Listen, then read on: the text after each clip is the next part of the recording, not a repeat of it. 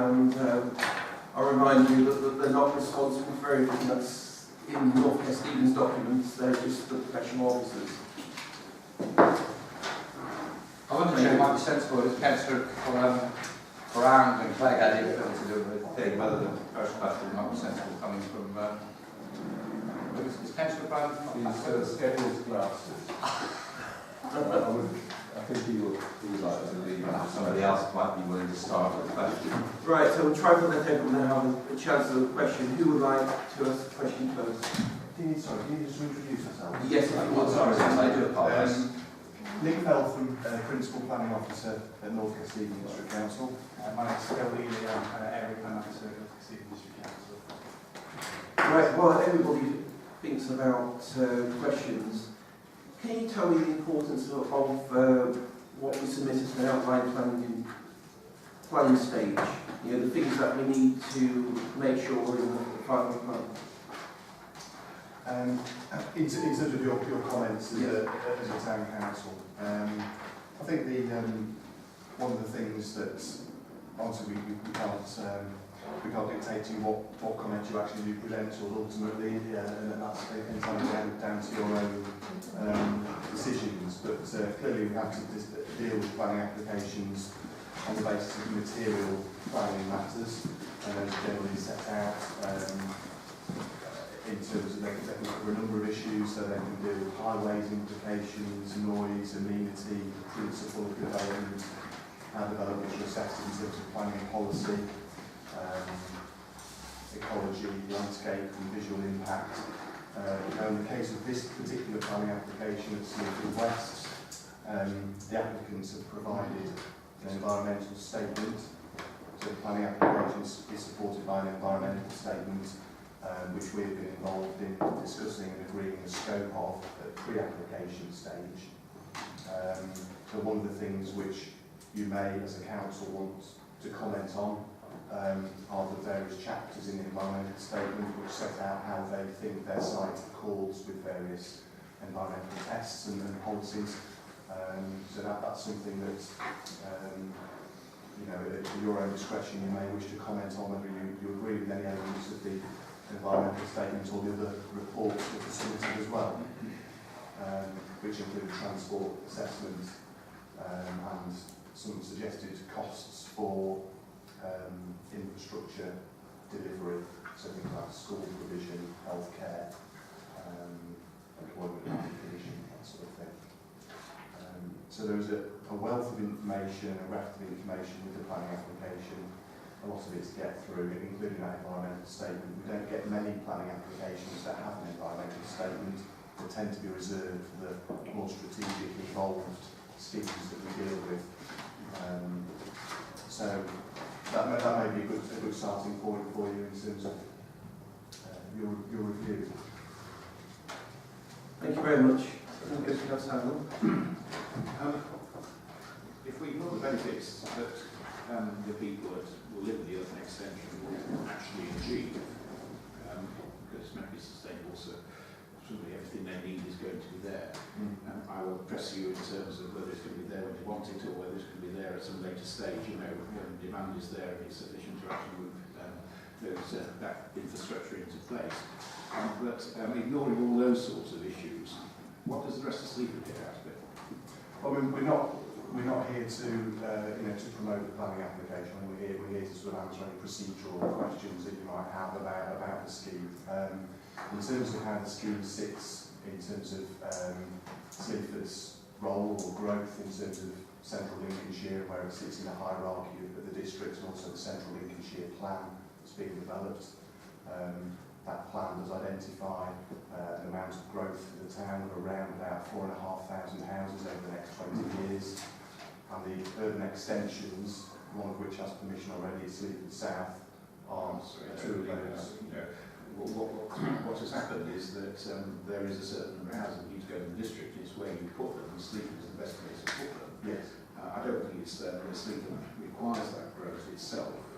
It's a slightly different way. That's one way you might want to present it, but I don't believe that is the case. It's a question of where you put them. And the only place that's got any infrastructure is Sleaford. So you put them in Sleaford, but I do wonder what Sleaford actually gets out of it itself. You might not be here to answer that question, and I would demand that you will do, so it's all right. Well, Don't try and answer it, because I'm going to point out that you need to do that. You know, what we do have at the moment is sort of a crossover between the local plan that's been adopted, the 2007 local plan that we worked to, and the emerging Central Lincolnshire plan. This is one of those urban extensions that fits within the site promoted through the Central Lincolnshire plan.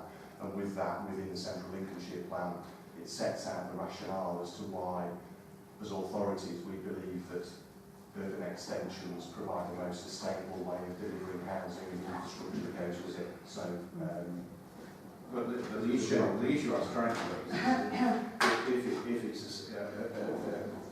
sustainable urban extension, and it is almost self-contained in terms of the issues that it causes and the infrastructure that goes with it to resolve those issues. You could say then that Sleaford doesn't get very much out of it itself, the remaining part of Sleaford. You could almost say, there's no need for them going to Sleaford, there's no need to play in Sleaford because they've got all their own things, but it doesn't mean that Sleaford doesn't then get anything out of the urban extension itself as well, although I don't see how you can self-contain all the traffic issues that come with the urban extension. But I'm not lighting it, and I'm not going to. Yeah, so I've got Councillor Lorriman and Councillor Titmus. Thank you, Chair. We did have a report done by consultancy, apart from looking at the plans. Now, I've got a few brief questions. It said that there be schools and a health centre at the very early stages of the development, or we'll get another Gravely scenario. And I do know Gravely's well for different reasons. Now, the roundabout it's predicted that it will be constructed after phase 1 of the first 201 houses. Now, logically, if you're going to do that, and you've already got your healthcare and your schools in place, there's going to be traffic issues. It's suggested that after 50 houses, perhaps, the actual roundabout should be constructed. The access via the Drove is going to be restricted to public services and emergency services with a bus gate, which is one narrow lane added in. But surely, until this roundabout's constructed, you're going to have people coming back. So there's going to be a build-up of traffic. Another concern is that while the first phase is being developed, St Denis Avenue and Stokes Drive are going to have all the works traffic going up and down these small estates. Why is the roundabout, not being constructed before phase 1? Why is that not being constructed first? Thank you very much. Yeah, one of the areas that the transport assessment has identified is that the two roads to the east, so Stokes and St Denis, are sort of nominally capable of accommodating around about 200 houses worth of traffic, for want of a better word, without resulting in the need for additional off-site work, so off-site highways improvements. So the reason why the phasing has been developed in that way is to allow that first section of development, phase 1A as it were, of 200 houses, to be developed and accessed from the existing roads to the east of the site. The intention then that we're being told is that the roundabout is not then required until 200 dwellings, i.e. as soon as that first phase is completed. In terms of construction vehicle access, the applicants are actually proposing that Stokes and St Denis are not used for any form of construction vehicle access at all. Right. Now their plans are to create a temporary haul road directly from the A15 to service the site. So that haul road would come into the site from the A15, cut across the site to the phase 1 area, and the housing would be built out from that haul road. We're still waiting comments from Lincolnshire County Council to see what their views are about the temporary construction of a haul road from the A15. So that's something that we don't have the answers to. One of the other reasons, and it comes down to general development viability, not just this site. One of the reasons why developers are often keen to have a certain amount, a small-scale amount of development delivered early, is because that generates the cash flows that are required then to invest into bigger pieces of infrastructure, such as roundabouts. So it's fairly commonplace that developers will look for a certain restricted amount of early development to generate cash flow to then invest into highway works or a bridge or a roundabout, because the tendency is that those large seven-figure items of infrastructure generally can't be viably provided from day one. So it's about having a balance between those real-life viability considerations as well. Thank you. Right, so there's Councillor Titmus. Can councillors try to keep the question short? Thank you, Mr. Chairman. I'm sure we've all got a lot of questions to ask Nick and the team. Can I suggest that Councillor Brand, if he's happy, could ask his questions first, because he may have perhaps, consolidated them all together. Well, thank you, Councillor Dixon. Thank you, Chair, if you allow me to do that. It's not so much about questions, but it's about the legitimate concerns, in our opinion, for the residents and indeed the greater residents of Sleaford. There are, in our opinion, 3 agencies involved. That's not just the developers, it's also NKDC and Lincolnshire County Council. And our feeling at the moment is there are not sufficient safeguards built into what is indeed, as you correctly say, a very comprehensive set of plans which we have before us, in terms of actually protecting Sleaford and indeed the environs which will be affected by the development. Picking up upon my colleague's comment about the roundabout, well, in a sense, to tie it simply to the number of houses is insufficient, and we will be pressing, I'm sure, that there's much more stringent safeguards built in to the plan, so that it's not just simply based upon the number of houses, because of course other developments could be happening at the same time, which would increase traffic flow into and around that area. So it shouldn't just be based upon the number of houses. And throughout the sort of development phases, we will be looking for much stronger safeguards built in terms, again, we're talking about what is going to be the flow of traffic down the road ultimately. What are the safeguards really going to be to stop traffic moving down there? Because at the moment we don't believe it is sufficient. Let alone, dare I say, that not just in Sleaford but nationally, when we watch these grand plans with the lovely architectural features which are shown, we are cynical as a nation about this being fulfilled, because we have seen time and time again that 5-10 years on, well, NKDC hasn't actually built the school, so can we turn it over to how? So we want far more safeguards built in, and then, see, no one's actually saying we don't want the development, we want the safeguards. And that's what we're looking to you to do. Thank you. Councillor Titmus. Can I ask a question myself then? It's about the school. I mean, you have a school there. Is it an indicative school in the sense that it's just, we know there's going to be increasing population for students and therefore we need extra school places? And how does that fit in with the aspiration of the Robert Card Trust to produce a fairly large school, combining both the high school and the grammar school on the western side of the A15, just by where that roundabout is likely to go? Is that part of your plan? The school site, in terms of the primary school site, first of all, the primary school site is proposed to serve mainly the urban extension itself. So it would be a 2-form entry primary school with a construction cost of around about £3.7 million that would be built primarily for the site. So it would have about 420 school places.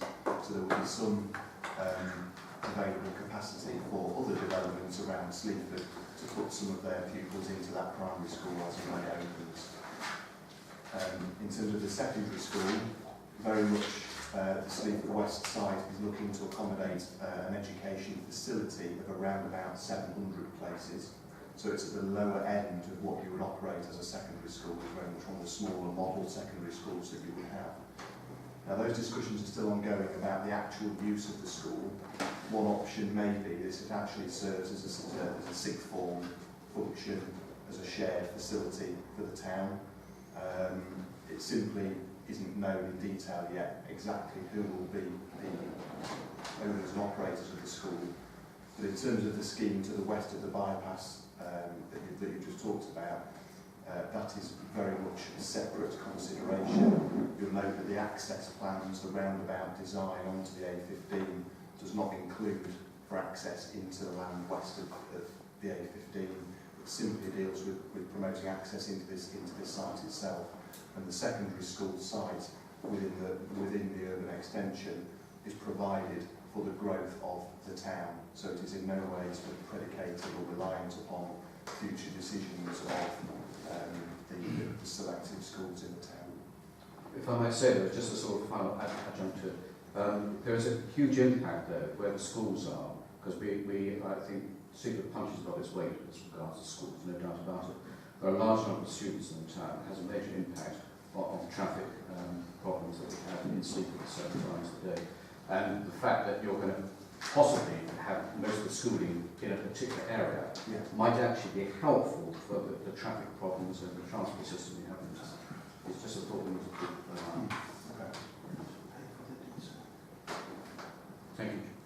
Councillor Charleswood? Yeah, this may be a short answer, which may be no, but I did go to a meeting in Lincoln last week concerning the other end of the age band in terms of pressure by organisations and central government to ask whether we will be having later life housing in our areas and to push for that. Is that going to be a feature of these 1,400 houses? And if so, how do you ensure that there are local GP surgeries for those people that will be close to living them? If the answer is no, fine, but that's the question I would ask. Okay. Yeah, there'll be an element of retirement, extra care within the service. You can't guarantee the GP services because we've had these guarantees before and they've never appeared. The health centres, the National Health Service have commented on the application. They asked for a full contribution towards a health centre within the site. And that's all part of their strategy for Sleaford moving forward. They're committed to that piece of infrastructure coming forward. Yeah, we were promised that at Ellingham Grange and it never materialised, and our worry is it was all going to go to the 1,400,000, then we were worried that that might disappear until then and we're going to go to some of the development that we haven't heard of yet. That is a concern, that was what I would ask. The NHS's involvement in this site is almost twofold, really. They've been working with the council on a health strategy for the town, and the health strategy identifies that they need a site of a certain size to accommodate an expanded or an improved NHS facility service for the town. Now, Sleaford West has been identified as a prime site for that half a hectare of land that they need to be able to build that enhanced healthcare facility for the town. Now, that facility is not to cater purely for Sleaford West, it's to cater for the growth of the town. So not only is this site providing land for the physical building, but it would also provide a proportionate contribution to the capital build costs. As you might also remember from the Sleaford South urban extension and the recent approval for the Larkfield development on Grantham Road, those two sites have already contributed to payments that are being pulled towards the Sleaford West provision. So there's been some forward thinking in terms of identifying land and then pulling monies to build the facility. But ultimately that is being driven by the NHS. Not necessarily the and then getting the doctors in to actually come and sit in them. Yeah. I've got three further questions. We've got Councillor Brady Cook, followed by Councillor McCallum, followed by Councillor Graves, I believe it was, and Councillor Fernandez. I just wanted to know how the pupils are going to get down to these schools. Are the buses going to be put on? Are they proposing that they walk? Will there be, because there's bound to, the parents are going to take them, there's going to be untold traffic problems. And the other question I've got is, what have NKDC got in place, or what do you propose to do to bring better shops and such to this town? Because if not, if you don't do anything, we are just going to be one huge, huge housing estate with nothing. And that is quite concerning, I think. I mean, in relation to the latter, I mean, I suppose we have to differentiate between what we're dealing with as a planning application, which is promoting various uses, which includes a local centre of shops and a community centre to serve primarily the urban extension. In relation to what it's doing about the town, I mean, there's a number of initiatives that the Council's Economic Development team are looking at the moment, working with yourselves on in terms of the Heart of Sleaford project, scheme around the marketplace. As you know, we've got a grant scheme in place looking at shop front improvements. We've already had, we've got a retail study, a retail piece of work that's been done on our behalf by a consultant that's looking at targeting investment in other parts of the town. What we know is that